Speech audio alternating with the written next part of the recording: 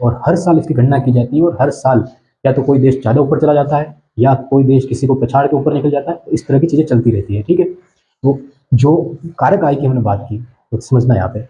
कोई भी लोग हो, चाहे कोई भी हो, चाहे विदेशी हो चाहे भारतीय हो, होता क्या है कि काम करना पड़ता है और पैसे कमाने पड़ते हैं। जब लोग पैसे कमाते हैं तो जो पैसे कमाए जा रहे हैं वही होती है उनकी शुद्ध कारक आय, ठीक है। अब इसमें समझना, चाहे वो श्रम करके पैसे कमाएंगे, श्रम मतलब काम करके पैसे कमाएंगे जो श्रमिक होता है, ठीक है, किसी कंपनी के वर्कर होते हैं, किसी के खेत पे जाके काम करने वाले होते हैं, या डॉक्टर के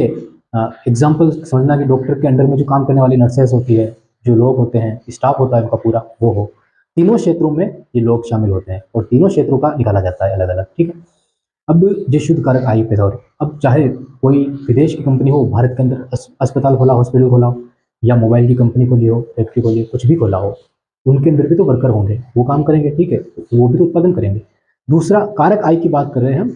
इसकी नहीं कर रहे हैं, नेट फैक्टर, ठीक है। कारक आय, आय क्या होती है उसकी। दूसरा, आपने, आपका मकान है, उसको आपने किराए पे दे दिया, ठीक है, भारत के अंदर किराए पे दे दिया, उससे भी तो आपकी आय होगी ना, मकान से भी हो रही है। लेकिन आपकी ज़मीन विदेश के अंदर भी है, तो विदेश में भी तो आप अपने मकान को किराए पे दे सकते हो, और जब आपने उसको किराए पे दिया तो हर महीना आपके पास किराया आएगा, तो वो भी तो आपकी इनकम हो रही है। उसके अलावा आपके पास पैसे हैं और आपने विदेश के अंदर कोई कंपनी है, उस कंपनी के अंदर शेयर खरीद लिए, मतलब उस व्यक्ति को ज़मीन बेचनी नहीं थी, लेकिन उसने कहा कि थोड़ा सा हिस्सा किसी को दे देता हूँ ताकि मेरी कंपनी भी चलती रहे और मेरा जो पैसे की जरूरत है वो भी पूरी हो जाए। तो आपने कुछ शेयर उनसे खरीद लिए, ठीक है, जैसे कि 10% हिस्सा आपने खरीद लिया। जब उसको लाभ होना शुरू होगा उस कंपनी में, तो 100% जब लाभ होगा तो उसका 10% हिस्सा तो आपके पास आएगा, क्योंकि 10% पार्टनरशिप तो आपने खरीद ली उसकी, तो ये भी तो आपकी आय है। मतलब आपने श्रम करके खरीदा हो, चाहे आपने मकान किराए पे देके खरीदा हो, चाहे आप खुद मालिक हो कंपनी के,